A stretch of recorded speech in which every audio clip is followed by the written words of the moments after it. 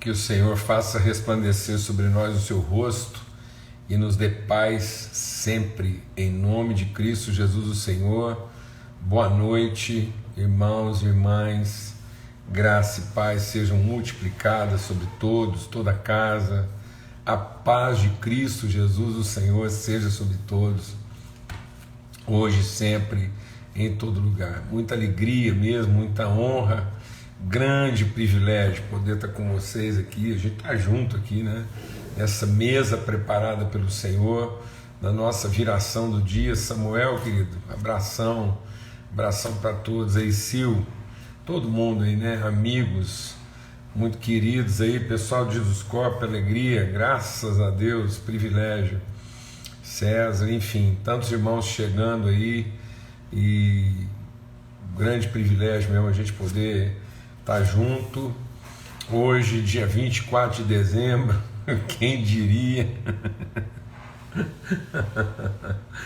Quem diria que a gente estaria aprendendo, né, a viver e de uma outra forma, né, assim, tão desafiadora.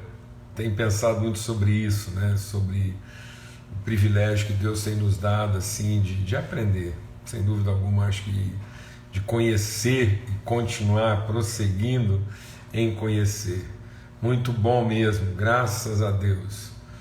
E um forte abraço para todo mundo que está aqui hoje, nesse tempo, né, de comunhão. Em nome de Jesus, vamos ter uma palavra de oração.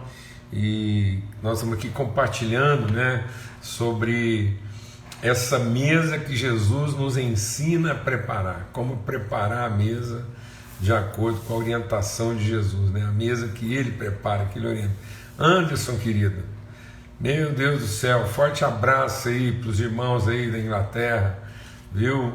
Bom Natal aí para todo mundo, todos os amados aí, e grande alegria mesmo. Forte abraço para todos aí. Amém? Pai, muito obrigado pelo teu amor, tua bondade. Espírito de Deus vivo, Espírito de Deus vivo, fala mesmo no nosso coração, aviva nosso entendimento, ilumina os nossos, lava, Senhor, remove as escamas, quebra mesmo as cadeias, os grilhões da nossa mente, remove as escamas, lava o nosso entendimento, para que nos resplandeça a luz, em nome de Cristo Jesus o Senhor. Amém.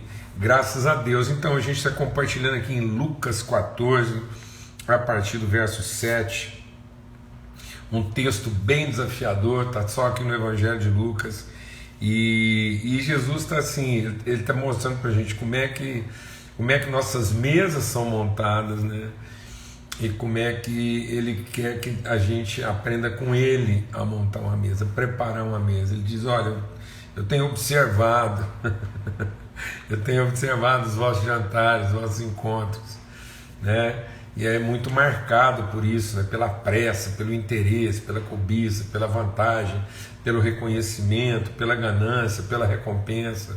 Então a gente está falando bastante sobre isso aqui desde segunda-feira, né? Sobre essa questão de que às vezes as nossas mesas estão montadas, né, dessa forma, montadas em torno da necessidade, em torno de algum interesse, algum privilégio, né, em torno de alguma festividade, né, apenas para festejar alguma coisa, ou às vezes as mesas estão montadas em torno de algum tipo de reconhecimento, de premiação, né?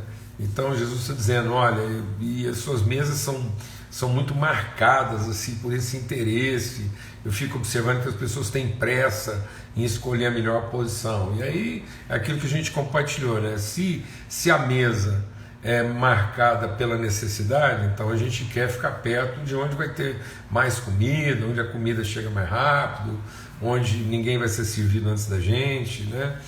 Se é marcada pelo interesse, então a gente quer ficar do lado de quem tem o recurso, né? De quem vai fechar o melhor negócio, então essas coisas assim meio privilegiadas, né? Esses VIP, Very Important Person. Então a gente fica aí querendo encontrar essas posições privilegiadas, né? Ou então, se é só para festejar, se é só para celebrar alguma coisa, né? Para comemorações. Então a gente quer ficar perto da banda, perto da pista, né? E muita gente é desse jeito. Ou então as pessoas querem ficar numa posição onde elas vão receber a atenção de todo mundo, para receber o prêmio, o reconhecimento. E Jesus disse assim: olha, deixa eu ensinar vocês a preparar uma mesa. Quando vocês forem preparar um jantar, não façam nada por interesse. Não façam nada. Amados, como isso é difícil na nossa vida. Né? Como é difícil a gente entender que nas questões mais simples, a gente preparar a partir daquilo que a gente tem para oferecer.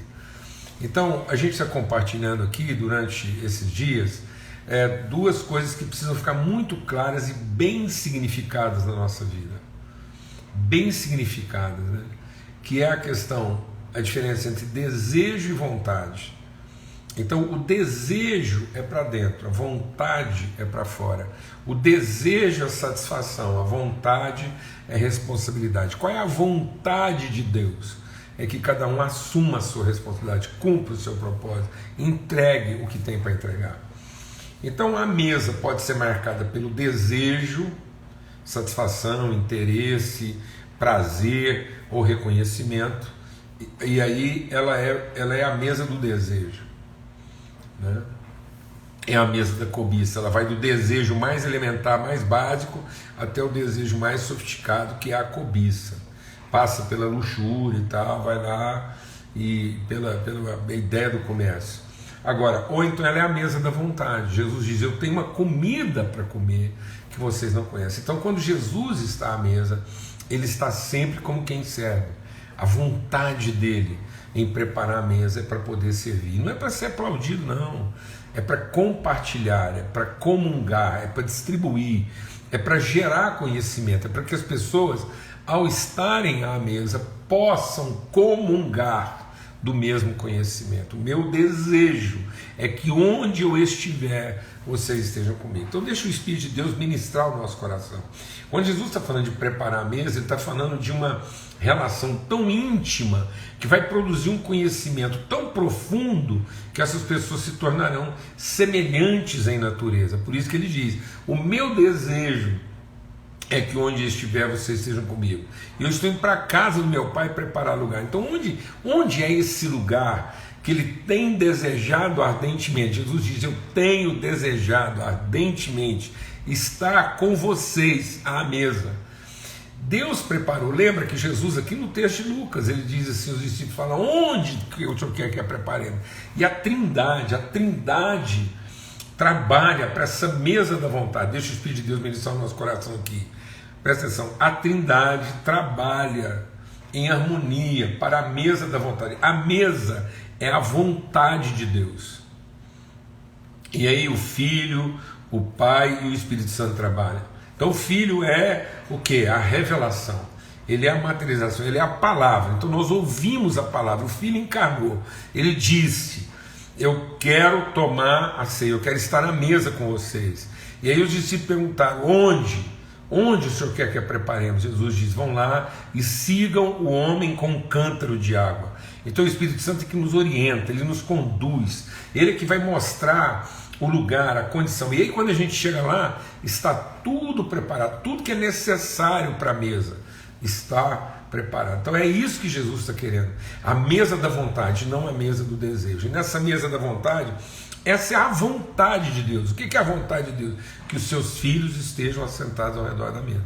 E aí quando Jesus diz: eu tenho desejado ardentemente estar nessa mesa com vocês, ele diz: agora, esse é meu corpo que é entregue por amor a vocês.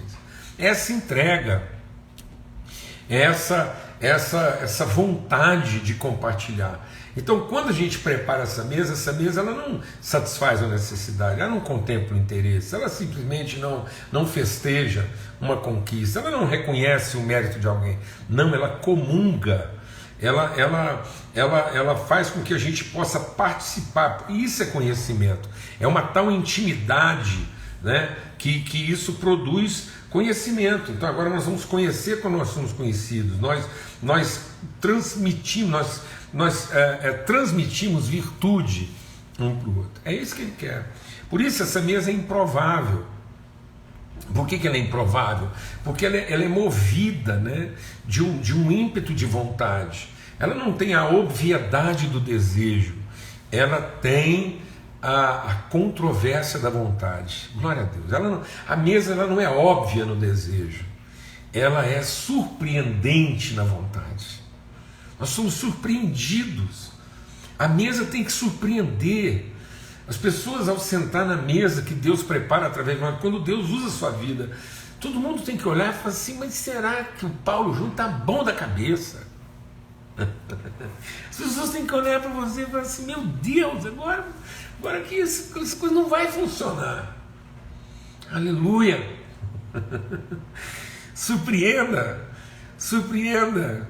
Deixa Deus usar você para trazer para essa mesa realidades e situações que normalmente não aconteceria, não fosse a vontade que trabalha contra, que trabalha no sentido inverso do desejo.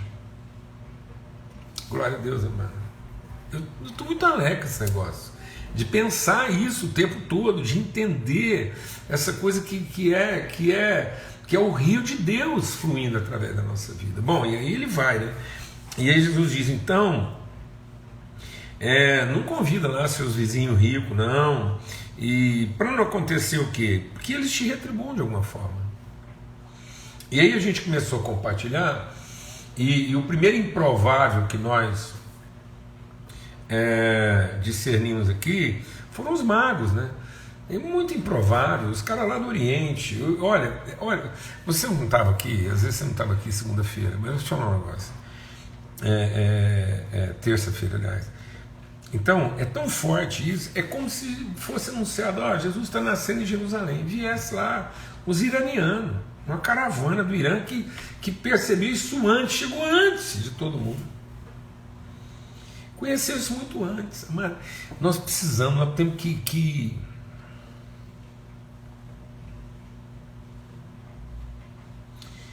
assim, em nome de Cristo Jesus, Senhor, pelo sangue do Cordeiro. Sabe, a gente está trabalhando uma coisa muito ruim, muito esquisita na nossa cabeça. O que a gente está trabalhando esquisito? A gente fica pensando que a gente prepara, Deus chega depois. Não, amado, Deus preparou. E a gente chega depois. Então, é isso.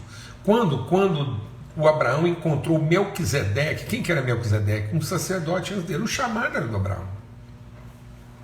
Deus chamou Abraão. Deus deu a responsabilidade para Abraão, é através da descendência de Abraão. Mas para Abraão não viajar, não se perder, e disse: olha, Abraão, você é o chamado, é responsável, mas a ordem que eu estou estabelecendo não é a ordem da hierarquia, da obviedade, do direito, da prerrogativa, não. Jesus é sacerdote da ordem de Melquisedeque. O que quer dizer que ele dá a ordem de Melquisedeque? Ele é da ordem da eternidade, ele é da ordem da vontade soberana de Deus, ele é da ordem daquele que tem todas as coisas sob controle. Ele não é da nossa ordem, ele não é da nossa capacidade, ele não é da nossa organização. Deus não está salvando aqueles que nós nos esforçamos para salvar. Deus está nos ajudando a nos esforçar para encontrar aqueles que Ele trabalhou para salvar. Então, é o trabalho de Deus, nós entramos no trabalho de Deus, não é Deus que vem abençoar nosso trabalho, não, mano. Nós entramos no trabalho de Deus. Por isso, o outro aspecto que a gente está tratando aqui, e que vai fazer toda a diferença na composição dessa mesa, é o quê? Sensibilidade. Sensibilidade, não se limite à sua sinceridade. A gente está insistindo aqui em repetir uma coisa que precisa ser lavada no nosso entendimento. Nem toda pessoa absolutamente sincera é absolutamente verdadeira, porque às vezes a pessoa é sincera naquilo que ela entendeu, naquilo que faz sentido para ela, naquilo que é a ciência dela, naquilo que é a interpretação dela. Então tem muita gente sofrendo, cometendo crueldades, sofrendo crueldades, tem muita maldade sendo feita em nome de Deus. Em razão do quê? Em razão da nossa sinceridade. E uma sinceridade de macaco, amados. Uma sinceridade de frango. Uma sinceridade de golfinho. Então, amados, o frango é sincero, o macaco é sincero, o cavalo, a mula é sincera. Porque é aquilo que ela consegue ver, aquilo que ela consegue entender. E aí Deus fala assim para a gente: não seja como o jumento, o cavalo, que para ser guiado precisa de cabresto. Então Deus quer nos ensinar, quer revelar, iluminar o nosso entendimento, resgatar nossa sensibilidade. E aí ele está mostrando isso. Então ele está mostrando isso para Abraão. Ele falou: Abraão, olha, é a ordem de Melquisedeque. Então Jesus não é sacerdote, né? Na ordem regular das coisas, não. Jesus é sacerdote naquilo que surpreende a eternidade de Deus, o propósito de Deus, a forma como Deus está sustentando a história na sua vontade. Ele faz todas as coisas segundo o exclusivo conselho da sua vontade. Amém? Glória a Deus. Então, a gente compartilhou um pouco sobre isso, né? Até que ponto nós estamos abrindo, nós estamos incluindo na nossa mesa, com sensibilidade, a coragem. Nós temos coragem de colocar na nossa mesa aquele que sinceramente crê diferente da gente, que às vezes até confessa um outro entendimento, mas que tem uma sensibilidade. Na pouca sensibilidade dele, ele tem que encontrar a nossa sensibilidade. Nós não temos que ficar aqui tentando corrigir. Deixa Deus ministrar o nosso coração. Se tem alguma pessoa na sua relação sincera na busca de dar, na religião que ele evoca, então você peça uma coisa para Deus. Fala assim: Deus, eu não quero, na minha sinceridade, tentar corrigir a sinceridade dele. Deus, me ajuda a ter sensibilidade para perceber dentro da busca dele onde está a janela de sensibilidade, onde eu vou entrar, onde eu vou tocar a sensibilidade dele. É isso que Paulo fez. Paulo entrou dentro do Areópago e falou assim: olha, vejo que vocês são profundamente religiosos, devotos, vejo que vocês são tão assim que vocês têm aqui uma imagem ao Deus desconhecido. Quero falar com vocês sobre isso. Então Paulo está ajudando aquelas pessoas a conhecer melhor o Deus delas, e não argumentando para fazer valer o Deus dele. Não, ele está encontrando, ele está fazendo essa tangibilidade da sensibilidade. Ele não vai lá promover um debate. Alguns aceitaram, outros nem deram conta daquilo, mas outros recusaram, outros deixaram para depois, outros negaram, mas alguns receberam. É isso. É isso. Os magos representam isso. Amém, irmão? E depois veio quem na história? Os pastores. Quem são os pastores? A gente compartilhou essa nuvem de pessoas com quem nós temos contato e que são os plantonistas na nossa vida. Quem são essas pessoas? São essas pessoas que estão assim, sofrendo, fazendo sacrifícios e privados de tanta coisa para servir os outros. E muitas vezes não há esforço da nossa parte em preparar uma mesa para eles. Então quando Jesus nasceu, os anjos foram convocar os plantonistas. A gente ainda compartilhou ontem, sabe o que significa plantão, né? Plantão vem da palavra plantado, de planta. Isso quer dizer o seguinte: aqueles que têm os pés firmados no chão estão sempre prontos para ajudar. Então existe uma vocação, existe um sacerdócio. Nós precisamos, deixa Deus ministrar o nosso coração aqui, mas não há ninguém bom, não há quem faça o bem, não há um justo, não há quem busque a Deus. O diagnóstico da humanidade é muito ruim. Então tenta ter um pouco de sensibilidade, busca de Deus. Eu e você precisamos buscar de Deus sensibilidade. Se uma pessoa está ali, o cara está ali num trabalho, às vezes você está pensando que aquela pessoa está trabalhando ali só porque ela não tem outra opção. Não, mano, às vezes ela tem, mas existe sabe, toda vez que eu estou com um garçom, eu tenho um profundo respeito por um garçom. O policial, o bombeiro, o atendente, a pessoa que está lá limpando, fazendo uma faxina no ambiente, o zelador do shopping, a pessoa que trabalha de forma anônima, às vezes quase invisível. No Brasil, então é quase invisível.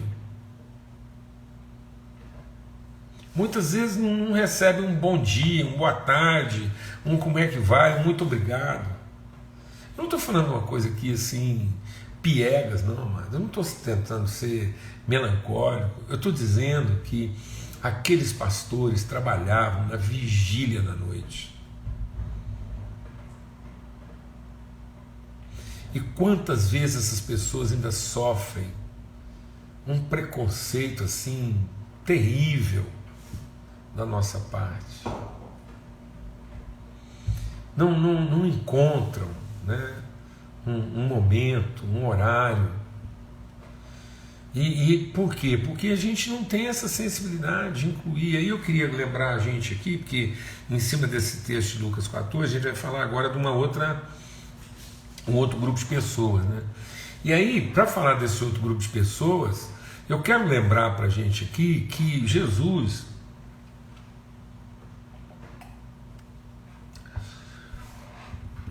é o filho de Davi. Jesus é filho de Davi. E sabe, amado, Davi era plantonista. Plantonista. E quando eu estou falando plantonista, eu estou falando de toda a nobreza que envolve isso. Porque você se lembra quando Samuel foi lá na casa do Jessé? Desculpa. Quando Samuel foi lá na casa do Jessé, ele falou que ia lá para sacrificar. Então organizaram um evento lá. E aí teve um punhado de gente que tomou o primeiro lugar. Quem? Os irmãos do Davi. O Jessé ficou sabendo que ia ungir um dos filhos dele rei. Ele pegou os caras, os grandão, mais alto, pá. Ele pegou aquilo que ele considerava elite e pôs lá.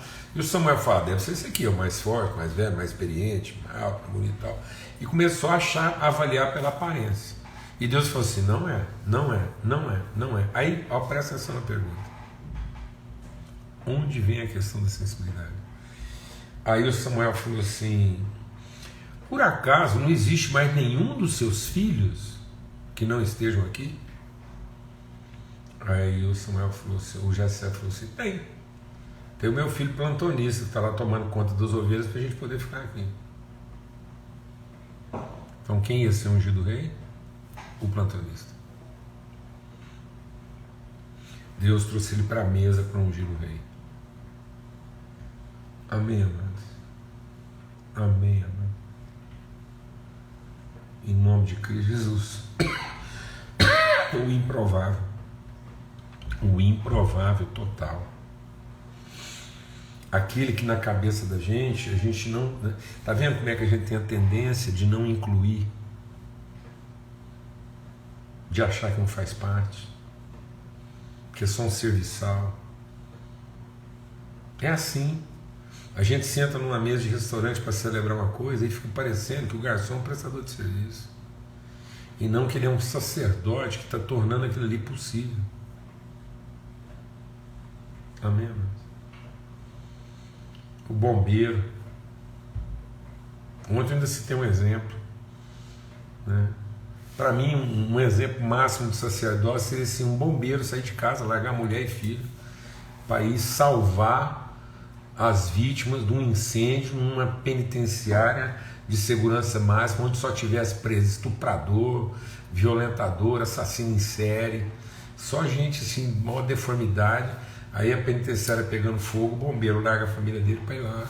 E às vezes ainda vai lá e perde a vida salvando aquilo que a gente considera a escória na sociedade. Um plantonista. Porque foi isso que Jesus fez. Jesus veio dar a vida, ser pregado numa cruz por gente que não... Então Jesus veio dar plantão, amados. Ele veio aqui tornar possível, entendeu? Ele é esse sacerdote estrangeiro que não fazia parte ali do currículo, não fazia parte da hierarquia, do previsível. E aí, o Davi, por que eu estou citando a história do Davi? Porque aí a gente vai ver então que Jesus tem essa tradição, né? Porque o Davi, presta atenção, o Davi, quando ele assumiu o reinado, logo depois que ele está lá como rei, venceu, e agora ele está unindo as nações lá e tal, aí ele senta à mesa e um dia ele diz assim, será que ainda resta alguém da família de Saul que eu não usei de bondade para com ele. E aí fala assim, olha, tem o Mefibosete, ele é aleijado de ambos os pés. E Davi disse, então manda buscar. E aí ele falou assim, quando ele encontrou Mefibosete, ele diz assim, não tenha medo. Olha a palavra de Davi para Mefibosete em 2 Samuel capítulo 9. 2 Samuel capítulo 9. Não tenha medo, porque serei bondoso com você por causa de Jonas, seu pai. Vou restituir todas as terras de Saul, seu pai, e você se sentará sempre à minha mesa. E aí o Mefibosete falou assim, quem é esse teu servo para que meu senhor tenha olhado para um cão morto como eu? Então, amados, eu queria falar hoje sobre pessoas que, se nós não formos buscar, elas não têm como chegar. Então são pessoas que, na sua história de vida, nos erros cometidos, às vezes você olha para uma pessoa, deixa Deus ministrar o nosso coração.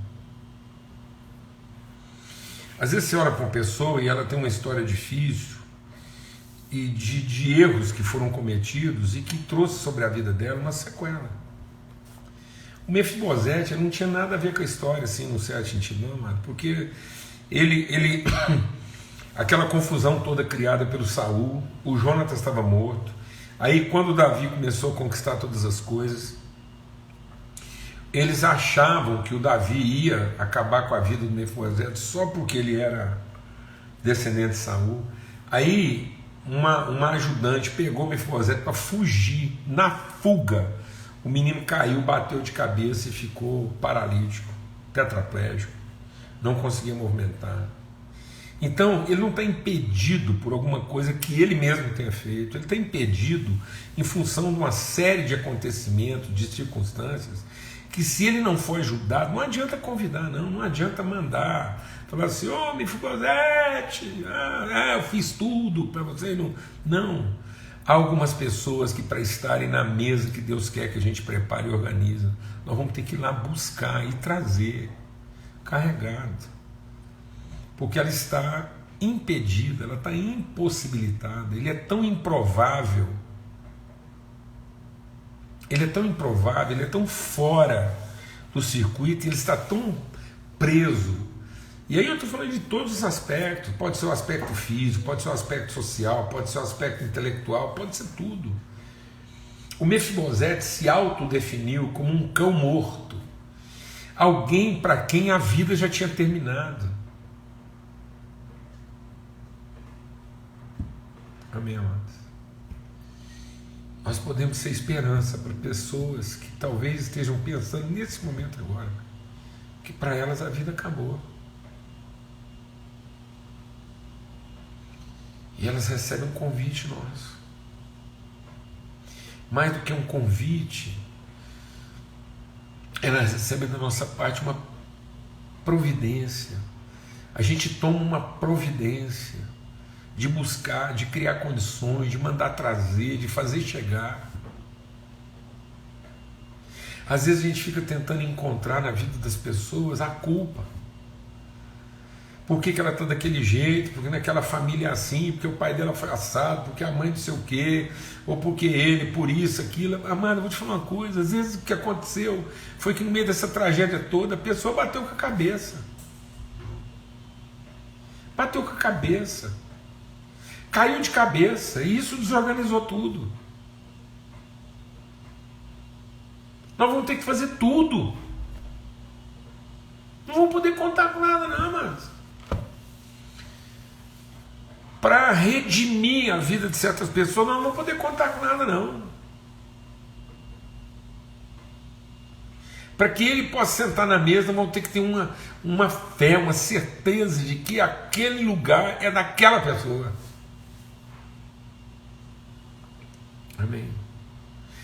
Talvez nem ela mesma entenda, mas ela não tem que entender também não,